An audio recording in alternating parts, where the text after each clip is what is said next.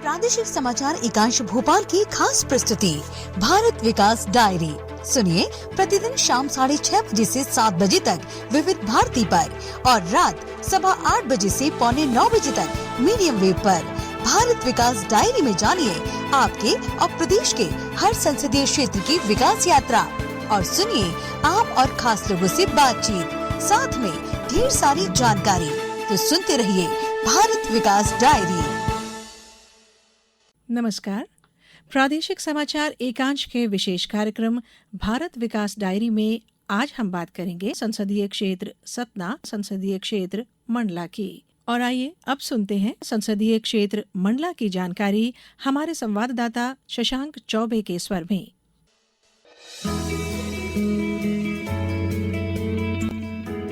भारत विकास diary. Mandla जिला आदिवासी बाहुल्य क्षेत्र है। यहाँ भोले भाले आदिवासी बैगा जाति के लोग बहुतायत में निवास करते हैं। ये प्रकृति से जुड़े हुए लोग माने जाते हैं, जिनका जंगल ग्रामीण दूरदराज क्षेत्रों में ही पहले अधिक रहवास होता था। पर समय चक्र घूमा, शासन की योजनाएं और इन्हें सरकारों द्वारा मदद दी गई आरक्षण की वजह से अब ये सरकारी नौकरी या देश के विकास में जन प्रतिनिधियों के तौर पर लोकतांत्रिक रूप से चुनकर विधानसभा, लोकसभा और उच्च सदन में भी भागीदारी कर रहे हैं। मंडला संसदीय क्षेत्र भी अनुसूचित जनजाति के लिए आरक्षित की गई है। यहाँ से लोकसभा का प्रतिनिधि आदिवासी समुदाय से ही चुनकर आता है, जो संसदीय क्षेत्र व आदिवासियों के विकास को आगे बढ़ा रहे हैं। मंडला जिला प्राकृतिक हरियाली से आच्छादित है। यहाँ के लोग शांत प्रकृति के हैं। साल सागौन के घने जंगल हैं। कई प्रकार के वन्य प्राणियों की संख्या जंगलों में पाई जाती है। मंडला जिला से नर्मदा नदी बहती है और विश्व प्रसिद्ध कान्हा टाइगर रिजर्व है, जहाँ बाघ सहित कई तरह के वन्य प्राणी पाए जाते हैं। मंडला जिला के लोग कृषि पर आधारित हैं। यहाँ लोग खेती कर ही जीविका चलाते हैं। यहाँ की मुख्य फसल चावल व गेहूँ है।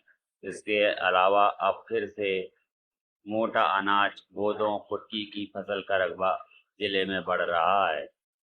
वर्तमान में मंडला संसदीय क्षेत्र के सांसद फग्गन सिंह कुलस्ते हैं, जो केंद्र सरकार में स्वास्थ्य मंत्रालय में मोदी कैबिनेट में राज्य मंत्री के रूप में प्रतिनिधित्व कर रहे हैं।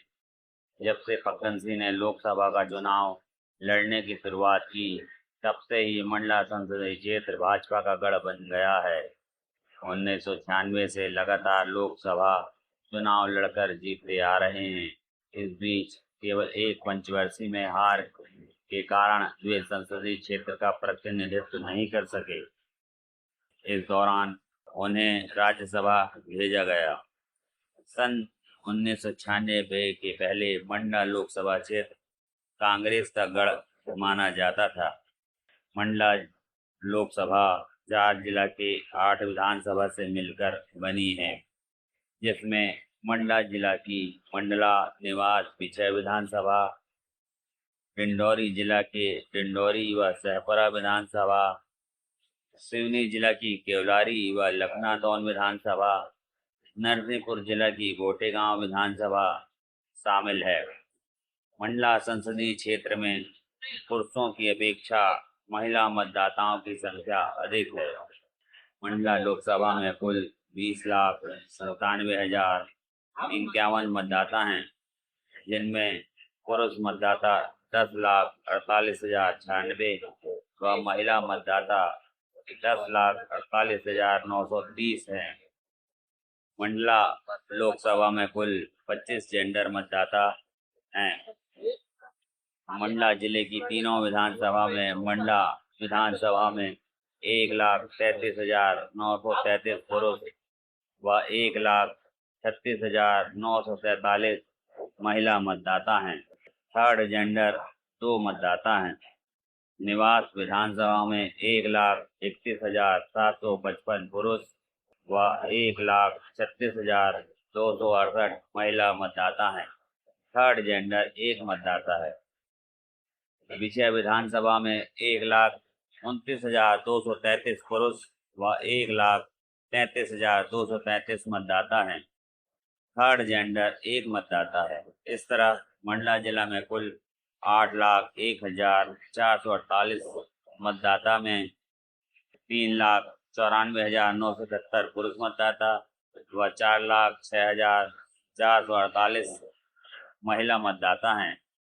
मंडला जिला की तीनों विधानसभा में भी पुरुष मतदाता की अपेक्षा महिला मतदाता ज़्यादा हैं।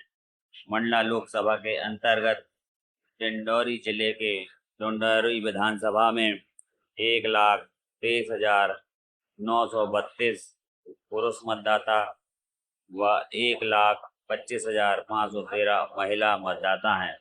10 मतदाता थर्ड जेंडर हैं। सहपुरा विधानसभा में पुरुष मतदाता 1,34,884 हैं। 1,35,424 महिला मतदाता हैं। एक थर्ड जेंडर मतदाता है। सिवनी जिला की केवलारी विधानसभा में 1,31,961 पुरुष व 1,29,514 महिला मतदाता हैं। थर्ड जेंडर 3 मतदाता हैं। लखनादौन विधानसभा में 1,50,987 पुरुष व 1,40,963 महिला मतदाता हैं। थर्ड जेंडर 3 मतदाता हैं। नरसिंहपुर जिला की कोटेगांव विधानसभा में 1,11,415 पुरुष व 1,05,768 महिला मतदाता हैं। थर्ड जेंडर 4 मतदाता हैं। मंडला जिला में 9 ब्लॉक आते हैं, जिनमें मंडला, निवास, बिछिया, मवई, मोहगांव, घुघरी, बीजाडांडी, नारायणगंज, नैनपुर ब्लॉक शामिल हैं। केंद्र व प्रदेश की सरकार ने प्रगति व विकास का इंजन तेज गति से दौड़ाया है। केंद्र की योजनाओं से विकास के कार्य धरातल पर दिखे हैं। सरकारों की हितग्राही मूलक योजनाओं का लाभ जन जन तक पहुंचा है।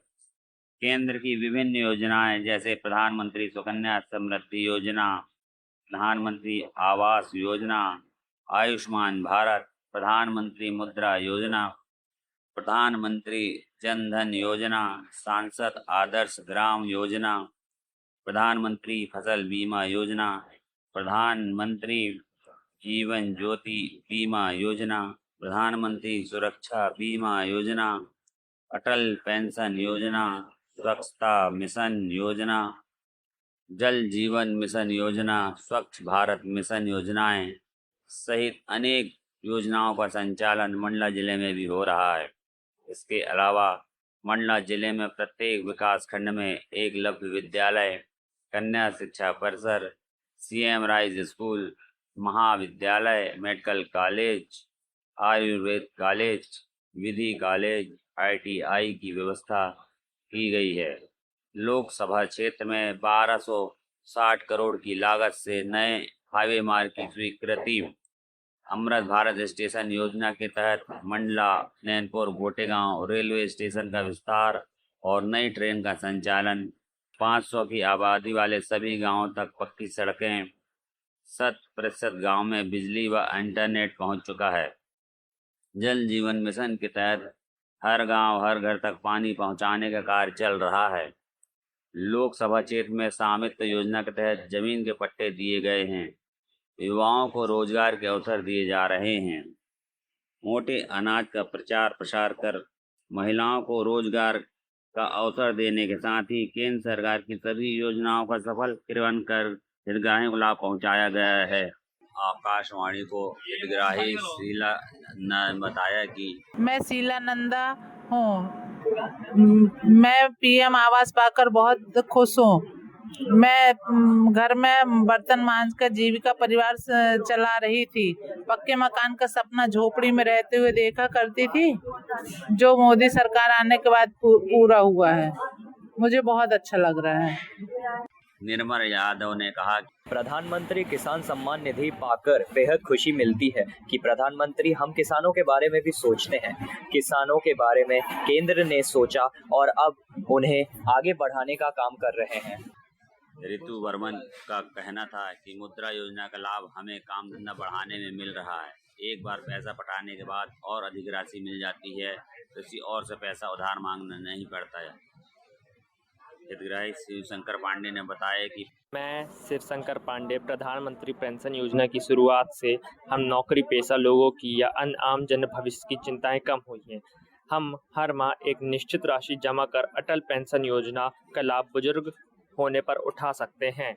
आज हितग्राहियों की संख्या कहे मंडला में तो सबसे बड़ी संख्या हितग्राहियों की है। आवास योजना,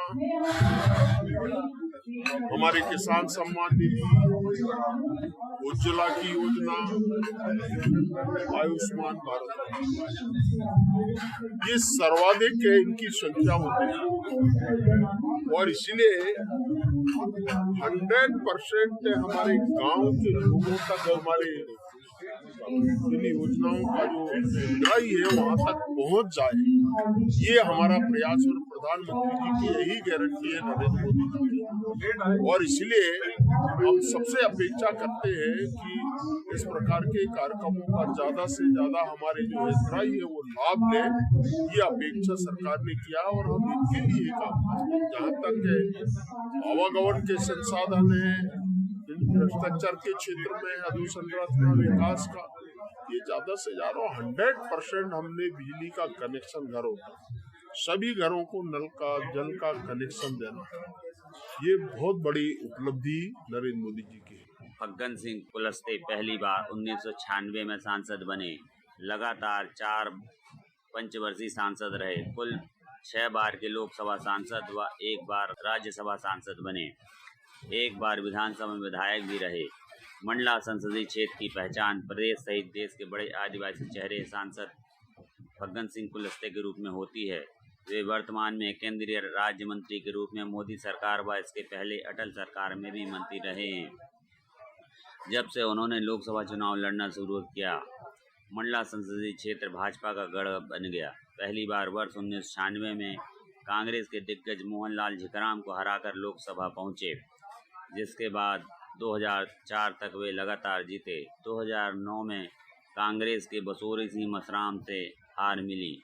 इसके बाद पुनः 2014-2019 में लगातार फिर जीते।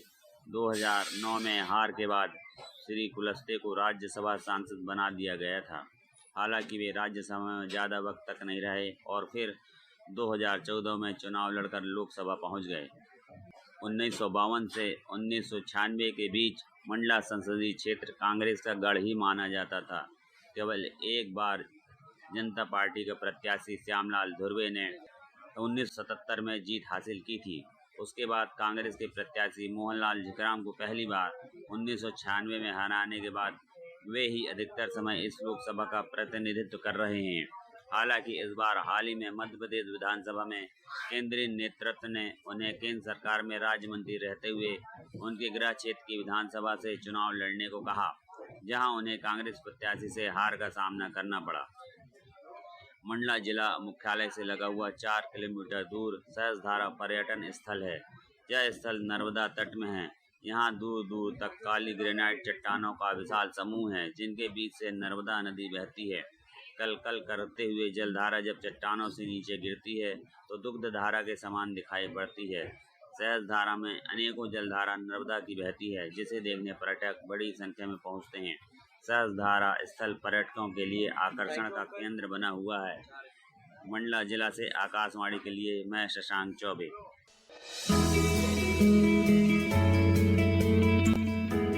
भारत विकास डायरी